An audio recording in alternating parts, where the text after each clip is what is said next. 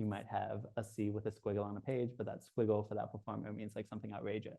There was a way that he was going to find something that I wouldn't know. For me, knowing that someone was really willing to collaborate and encounter my music and make something work out of whatever I made, that was the kind of trust that I needed. Hi, Inti, I'm on Zoom. I don't know if you can hear me. I was just going to respond really quickly and say thank you so much. Um, I also hope I'm not like taking too much space here, but I thought that was such a beautiful way of reconciling and, or not even reconciling, but just giving value to what people can take value from or can find meaning in. And I just wanted to ask you one more question, which is, I know you talked about ecosystems and thinking of setting up scenarios that enact ecosystems, and with the solo cello piece that you played today, as well as the one that's being played on Saturday, woo woo.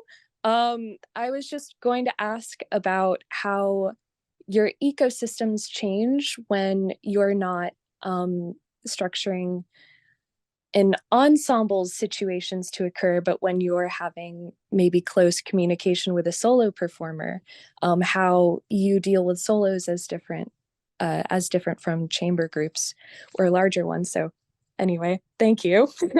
Thanks. I will mute now. Thank you so much, Carl. That's such a lovely question. Yeah, I think, well, so, I think that we can start to separate while recognizing that these things aren't separate, which is that there's an element of a kind of orally transmitted relationship and set of instructions and vocabulary that you might have with a performer that you're working with closely. So for example, like you might have a C with a squiggle on a page, but that squiggle for that performer means like something outrageous. And so like in some ways, like then you're constructing or creating a kind of streamlined version of a notation that isn't necessarily like universally transferable, but it is like locked in and synced and calibrated with a single person. And that's like that is a really intense way to make music with people.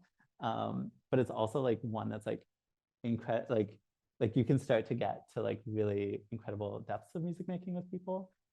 I think like one piece, and honestly, like I feel like I've had less of these as the years have gone on, and I just like things get really busy with ensemble pieces and orchestra pieces and all these like super big things, which I guess we were told is like the best thing, but like probably not. And so one collaboration that I had was with a clarinetist, Gleb Kanasevich, who I actually met in Boston. He was doing a DMA at Brandeis. And so we had this collaboration where he kind of just told me to write a piece. And I was like, okay. Like, and like knowing that he was up for anything, like, and I love Gleb. He has this kind of like metal / noise persona and musical practice and huge like beautiful musical side to him, as well as this kind of like super composery guy, and then also this like amazing collaborator / like chamber musician. And so I think like for someone who just had so many sides to him and was so kind of trusting, without a lot of prep time and not a lot of face time, I created a score that to me really asked him to hone in on his own relationship with his instrument. And so that was and also of electronics a little bit. But this score in particular had integrated like a lot of poetry, a lot of like highly graphic elements, and then a lot of like really virtuosic, like cleanly written out clarinet music. And part of it was that I knew that like the like virtuosic stuff that he would like make it his own, I knew that I like if a note didn't fit right, he would just like change that note, and like I didn't even have to worry about it. And then I knew for like the poetic and the stuff that was using a kind of graphic language to really kind of ask for this kind of like really like huge and rough manipulation of sound with electronics. That there was a way that he was going to find something that I wouldn't know, and that's like that really excited me. I was like, okay, how can I ask for something that I don't know exists, but I know that this guy knows. Other than like, of course, like spending like 20 hours and being like, what does it do when you do this? Which like is a thing that I guess you get to do, but um, I didn't get to do it. So, so doing my best. And so part of it was, you know, there were these moments where it felt like uh, he would like imagine how something could be like, I don't know, like transformed like four-dimensionally, and it would just like be so amazing. And then we would like talk about it and like start to like even hone it in even more.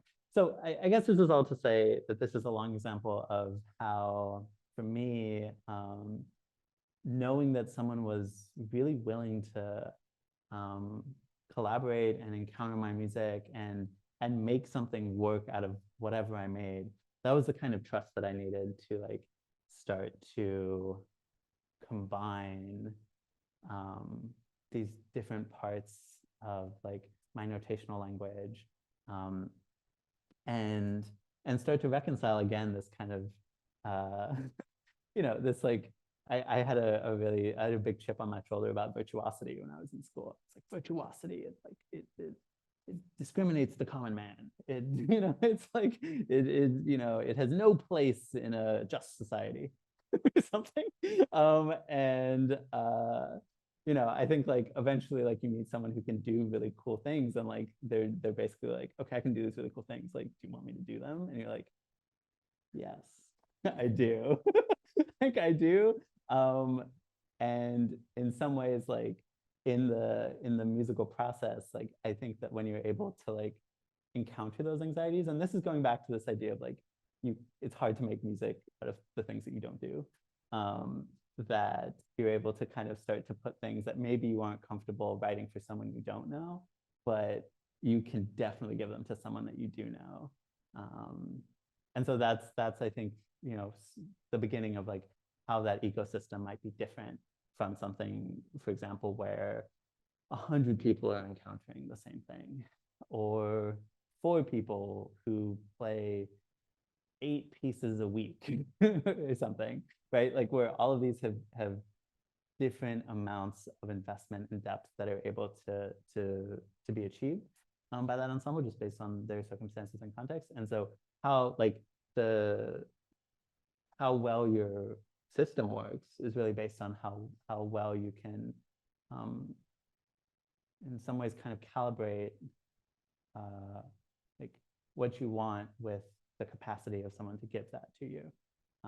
Which again, I think we're just talking about listening at that point, right? Or like, or predicting, or not predicting, but like seeking to understand others. Anyway, long response.